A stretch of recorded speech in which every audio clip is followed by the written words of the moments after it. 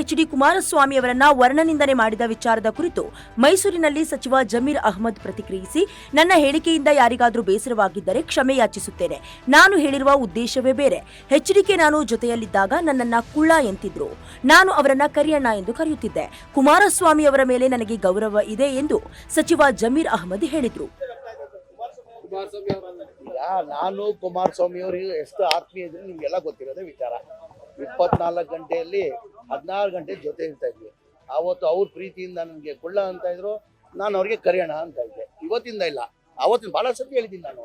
ಇವತ್ತು ಏನಾಗಿದೆ, ಈ ಚುನಾವಣೆ ಹಿನ್ನೆಲೆಯಲ್ಲಿ ಅದು ದೊಡ್ಡ ಇಶ್ಯೂ ಮಾಡಿದ್ದಾರೆ.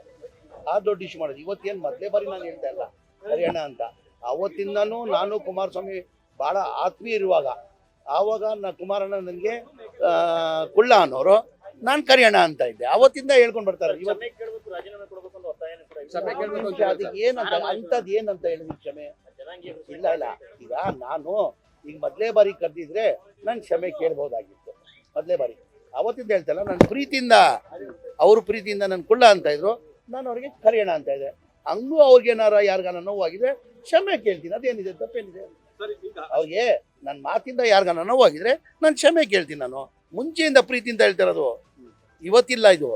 ಅವ್ರು ಅವತ್ತಿಂದಾನು ಅವ್ರು ನನಗೆ ಕುಳ್ಳ ಅನ್ನೋರು ನನ್ನ ಕರಿಯೋಣ ಅನ್ನೋನು. ರೀ ಸಮಯ ನಾನಂತ ಹೇಳಿ ಹಂಗೆ ನೋವಾದ್ರೆ ನಾನು ಕ್ಷಮೆ ಕೇಳ್ತೀನಲ್ಲ, ಕ್ಷಮೆ ಕೇಳ್ತೀನಿ ಅಂತ ಹೇಳಿದ್ದೀನಿಲ್ಲ. ಕೇಳಬೇಕು ಅಂತ ನಾವು ಈಗ ನಾನು ಏನಂತ, ಈಗ ಯಾರಿಗಾದಿಂದ ನಾವು ಇವತ್ತೇನು ಹೊಸದಾಗಿಳಿಲ್ಲ, ಅವತ್ತಿಂದ ಹೇಳ್ಕೊಂಡು ಬರ್ತಾ ಇರೋದು. ಇವತ್ತು ಆ ಹೇಳಿದಿಂದ ಯಾರಿಗಾನ ನೋವಾಗಿದೆ ನಾನು ಕ್ಷಮೆ ಕೇಳ್ತೀನಿ ಅಂತಾನು ಹೇಳ್ತಾ ಇದ್ದಿಲ್ಲ. ಏನಕ್ಕೆ ಎಫೆಕ್ಟ್ ಬೀಳ್ತದೆ ಅದು? ಇವತ್ತು ಬ್ರದರ್ ಮೊದಲೇ ಬಾರಿ ಏನು ಹೇಳಿಲ್ಲ ನಾನು, ಮೊದಲೇ ಬಾರಿ ಹೇಳಿಲ್ವಾ? ನಾನು ಕುಮಾರಸ್ವಾಮಿ ಆತ್ಮೀಯ ಇರುವಾಗ ಅವ್ರು ನನಗೆ ಕುಳ್ಳ ಅನ್ನೋರು, ನಾನು ಕರಿಯಣ್ಣ ಅನ್ನೋನು. ಹೀಗೆ ಆದಿಂದ ಯಾರನ್ನ JDS ಕಾರ್ಯಕರ್ತರಿಗೆ ಏನೋ ನೋವಾಗಿದೆ. ರೈತರ ಜಮೀನು ಆಸ್ತಿ ವಕ್ಫ್ ಆಸ್ತಿಗೆ ಒಳಪಟ್ಟಿದೆ ಎಂದು ರೈತರು ಆಕ್ರೋಶ ಹೊರಹಾಕಿದ್ದಾರೆ. ಧಾರವಾಡದಲ್ಲಿ ಜುಬಿಲಿ ವೃತ್ತವನ್ನ ಬಂದ್ ಮಾಡಿ ಬಜರಂಗ್ ದಳ, ವಿಶ್ವ ಹಿಂದೂ ಪರಿಷತ್ ಕಾರ್ಯಕರ್ತರು ಬೃಹತ್ ಪ್ರತಿಭಟನೆ ನಡೆಸಿದರು. ಧರಣಿಯಲ್ಲಿ ರಾಮಕೃಷ್ಣ ವಿವೇಕಾನಂದ ಆಶ್ರಮದ ವಿಜಯಾನಂದ ಸರಸ್ವತಿ ಸ್ವಾಮೀಜಿ, ದೇವರ ಹುಬ್ಬಳ್ಳಿ ಸ್ವಾಮೀಜಿ, ಮಾಜಿ ಶಾಸಕಿ ಸೀಮಾ ಮಸೂತಿ ಭಾಗಿಯಾಗಿದ್ರು. ಸರ್ಕಾರದ ವಿರುದ್ಧ ಧಿಕ್ಕಾರ ಕೂಗಿ ಆಕ್ರೋಶ ವ್ಯಕ್ತಪಡಿಸಿದರು. ಆಳುವಂತ ಪಾರ್ಟಿ ರಾಜಕಾರಣಿಗಳ ಮಾಡ್ತಾ ಇದ್ದಾರೆ ಅಂದಾಗ ಜನರು ಎಚ್ಚರ ಆಗಲಿಲ್ಲ ಅಂತಂದ್ರೆ ಇದು ಯಾವ ಪಕ್ಷ ಪಾರ್ಟಿ ಪ್ರಶ್ನೆ ಇಲ್ಲ, ಮಾಡಿಲ್ಲ. ಇಡೀ ನಮ್ಮ ಹಿಂದೂ ಸಮಾಜಕ್ಕೆ ಸಂಬಂಧ ಇದ್ದಂಥದ್ದು. ಇದು ಬರೀ ನಮ್ಮ ಹಿಂದೂಗಳು ಅಷ್ಟೇ ಅಲ್ಲ, ಇವನ್ ಮುಸಲ್ಮಾನರು ಮತ್ತು ಕ್ರಿಶ್ಚಿಯನ್ ಆಸ್ತಿಗಳನ್ನು ಸಹಿತ ಈ ಪ್ರಕಾರವಾಗಿ ಪ್ರಯತ್ನ ಮಾಡಿದ್ದಾರೆ. ಅದನ್ನ ಇಡೀ ನಮ್ಮ ದೇಶದ ಎಲ್ಲ ಜಾತಿ ಮತ ಪಂಥವನ್ನು ಬಿಟ್ಟು ಅಷ್ಟು ಒಂದಾಗಿ ಇದನ್ನ ಸುದ್ದಿಯವರಿದ್ದಾರೆ. ಅವರು ಈ ಸಭೆಯನ್ನು ಉದ್ದೇಶಿಸಿ ಎರಡು ಮಾತನಾಡ್ಬೇಕಂತ ಕೇಳ್ಬೇಕು.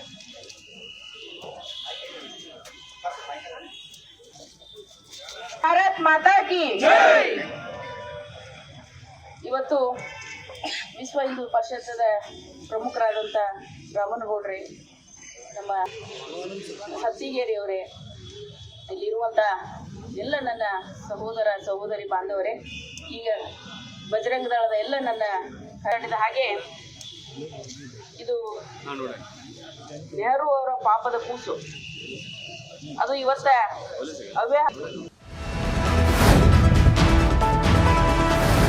ಉಪಚುನಾವಣೆಯಲ್ಲಿ ದೇಶ ನೋಡ್ತಾ ಇರೋದು ಚನ್ನಪಟ್ಟಣ ಕ್ಷೇತ್ರ ಮಾತ್ರ ಎಂದು ಸಚಿವ ವಿ ಸೋಮಣ್ಣ ಹೇಳಿದರು.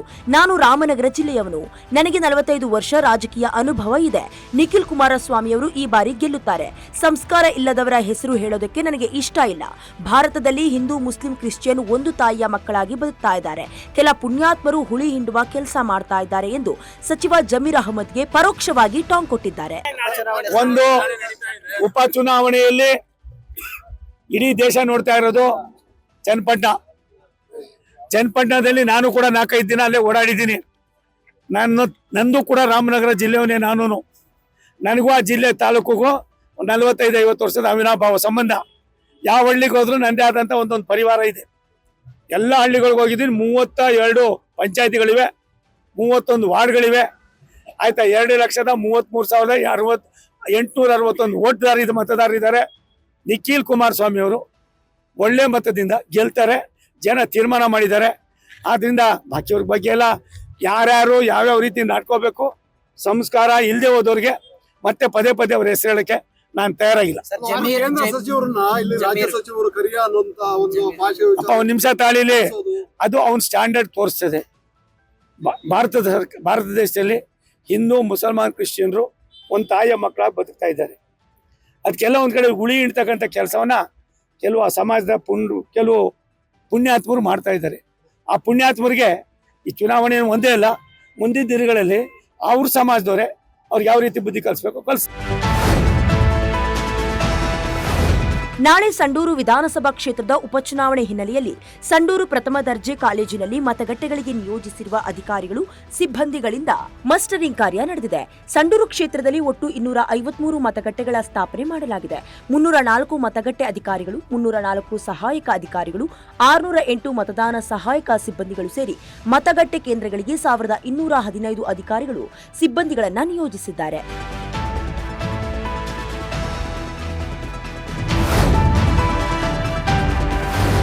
ಮುಂದಿನ ಹಣಕಾಸು ಬಜೆಟ್ ರೂಪಿಸಲು ನಿರತವಾಗಿರುವ ಕೇಂದ್ರ ಹಣಕಾಸು ಸಚಿವೆ ನಿರ್ಮಲಾ ಸೀತಾರಾಮನ್ ಡಿಸೆಂಬರ್ 21 ಮತ್ತು 22ರಂದು 2 ಪ್ರಮುಖ ಸಭೆಗಳನ್ನು ನಡೆಸಲಿದ್ದಾರೆ.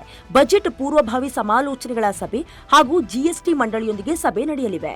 ಬಜೆಟ್ ಪೂರ್ವಭಾವಿ ಸಭೆಯಲ್ಲಿ ವಿವಿಧ ರಾಜ್ಯಗಳ ಹಣಕಾಸು ಸಚಿವರು ಪಾಲ್ಗೊಳ್ಳಲಿದ್ದಾರೆ. ಸಚಿವರು ರಾಜ್ಯದ ಆದ್ಯತೆ ಮತ್ತು ತಮ್ಮ ಶಿಫಾರಸುಗಳನ್ನು ಪ್ರಸ್ತುತಪಡಿಸುವ ನಿರೀಕ್ಷೆ ಇದೆ.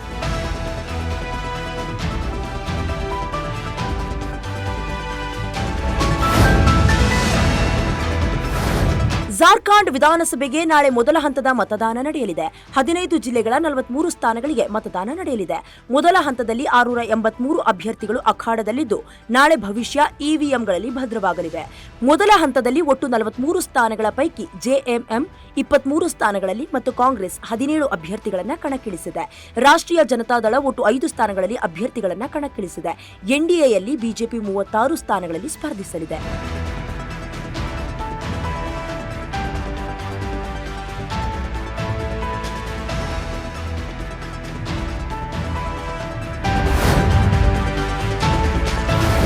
ನಿರ್ಮಾಣ ಹಂತದಲ್ಲಿದ್ದ ಮೋರಿಗೆ ಕಾರೊಂದು ಬಿದ್ದು 4 ಪ್ರಯಾಣಿಕರು ಸಾವನ್ನಪ್ಪಿದ್ದು 2 ಗಂಭೀರ ಗಾಯಗೊಂಡಿರುವ ಘಟನೆ ಅಸ್ಸಾಂನ ತಿನ್ಸುಕಿಯಾದಲ್ಲಿ ನಡೆದಿದೆ.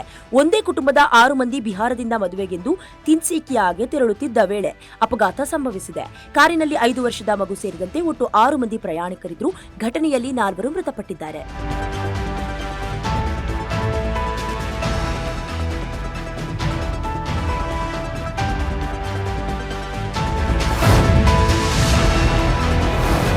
ಮಗುವನ್ನು ಕರೆದುಕೊಂಡು ರಸ್ತೆಯ ಬದಿಯಲ್ಲಿ ನಡೆದುಕೊಂಡು ಹೋಗುತ್ತಿದ್ದ ಮಹಿಳೆಗೆ ವ್ಯಕ್ತಿಯೊಬ್ಬ ಲೈಂಗಿಕ ಕಿರುಕುಳ ನೀಡಿರುವ ಘಟನೆ ಡೆಹ್ರಾಡೂನ್ನಲ್ಲಿ ನಡೆದಿದೆ.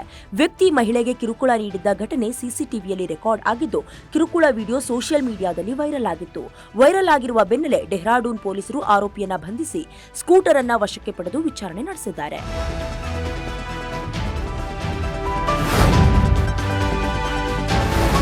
ಮಾಜಿ ಕೇಂದ್ರ ಸಚಿವ ರಾವ್ ಸಾಹೇಬ್ ದಾನ್ನೆ ತಮ್ಮೊಂದಿಗೆ ಫೋಟೋಸ್ಗೆ ಪೋಸ್ ಕೊಡಲು ಬಂದ ವ್ಯಕ್ತಿಯೊಬ್ಬರನ್ನ ಕಾಲಿನಿಂದ ಒದ್ದಿರೋದು ವಿವಾದಕ್ಕೆ ಕಾರಣವಾಗಿದೆ.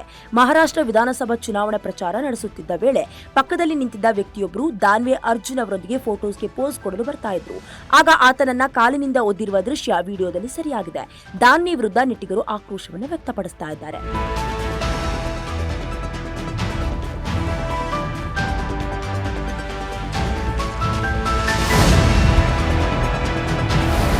ಅಮೆರಿಕದ ವರ್ಜೀನಿಯಾದಲ್ಲಿ ಯೋಗ ತರಗತಿಗಳನ್ನು ನಡೆಸ್ತಾ ಇದ್ದ ಮೈಸೂರಿನ ಖ್ಯಾತ ಯೋಗ ಗುರು ಶರತ್ ಜೋಯಿಸ್ ಹೃದಯಾಘಾತದಿಂದ ನಿಧನರಾಗಿದ್ದಾರೆ. ಮೈಸೂರಿನ ಯೋಗ ಗುರು ಪಟ್ಟಾಭಿ ಜೋಯಿಸ್ ಅವರ ಮೊಮ್ಮಗನಾದ ಶರತ್ ಗೋಕುಲಂ ನಿವಾಸಿಯಾಗಿದ್ದು ತಮ್ಮದೇ ಹೆಸರಿನ ಯೋಗ ಕೇಂದ್ರ ನಡೆಸ್ತಾ ಇದ್ರು. ಶರತ್ ಜೋಯಿಸ್ ಅವರು ಅಷ್ಟಾಂಗ ಯೋಗದ ಅಭ್ಯಾಸವನ್ನ ಜಗತ್ತಿನಾದ್ಯಂತ ಕಲಿಸಲು ಮತ್ತು ಹರಡಲು ತಮ್ಮ ಜೀವನವನ್ನ ಮುಡುಪಾಗಿಟ್ಟಿದ್ರು.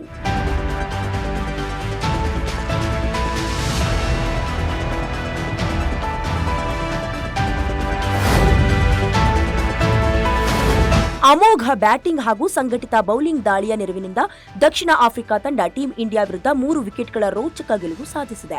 ಈ ಮೂಲಕ 5 ಪಂದ್ಯಗಳ ಟಿ20 ಸರಣಿಯನ್ನ 1-1ರಲ್ಲಿ ಸಮಬಲ ಸಾಧಿಸಿದೆ.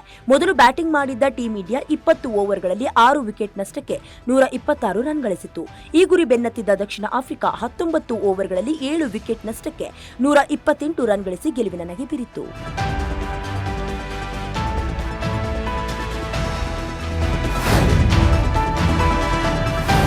ಆಸ್ಟ್ರೇಲಿಯಾ ತಂಡವು ಏಕದಿನ ಸರಣಿ ಆಡಲು ಶುರುವಾಗಿ 54 ವರ್ಷಗಳೇ ಕಳೆದಿವೆ.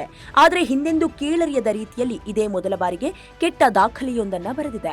1970ರಿಂದ ಏಕದಿನ ಸರಣಿ ಆಡುತ್ತಿರುವ ಆಸ್ಟ್ರೇಲಿಯಾ ಇದೇ ಮೊದಲ ಬಾರಿಗೆ ಒಂದೇ ಒಂದು ಅರ್ಧ ಶತಕ ಬಾರಿಸದೆ ಸರಣಿಯೊಂದನ್ನು ಕೊನೆಗೊಳಿಸಿದೆ. ಅಂದ್ರೆ ಪಾಕಿಸ್ತಾನ ವಿರುದ್ಧದ 3 ಪಂದ್ಯಗಳ ಸರಣಿಯಲ್ಲಿ ಆಸ್ಟ್ರೇಲಿಯಾದ ಯಾವುದೇ ಬ್ಯಾಟರ್ ಅರ್ಧ ಶತಕ ಬಾರಿಸಿಲ್ಲ.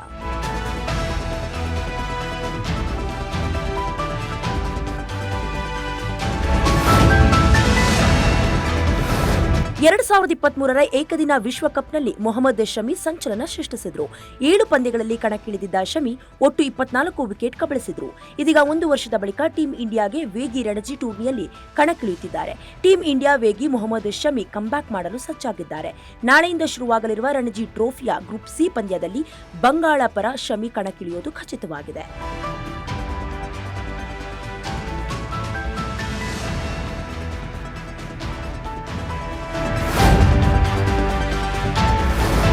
ಯಶ್ ನಟನೆಯ ಟಾಕ್ಸಿಕ್ ಸಿನಿಮಾ ಸೆಟ್ಗೆ ಮರಗಳನ್ನು ಕಡಿದ ಆರೋಪದ ಮೇಲೆ ಅರಣ್ಯ ಇಲಾಖೆ ಎಫ್ಐಆರ್ ದಾಖಲಿಸಿದೆ. ನ್ಯಾಯಾಲಯದ ಆದೇಶ ಪಡೆದು ಅರಣ್ಯ ಇಲಾಖೆ ಎಫ್ಐಆರ್ ದಾಖಲಿಸಿದೆ. ಈ ಸಂಬಂಧ ಕೆವಿನ್ ಸಂಸ್ಥೆ, Canara bank general manager, HMT general manager ವಿರುದ್ಧ ಎಫ್ಐಆರ್ ದಾಖಲಾಗಿದೆ. ಮರಗಳ ಮಾರಣ ಹೋಮದ ಆರೋಪ ಸಾಬೀತಾದಲ್ಲಿ ತಪ್ಪಿತಸ್ಥರ ವಿರುದ್ಧ ನಿರ್ದಾಕ್ಷಿಣ್ಯ ಕ್ರಮದ ಎಚ್ಚರಿಕೆ ನೀಡಿದ್ದಾರೆ.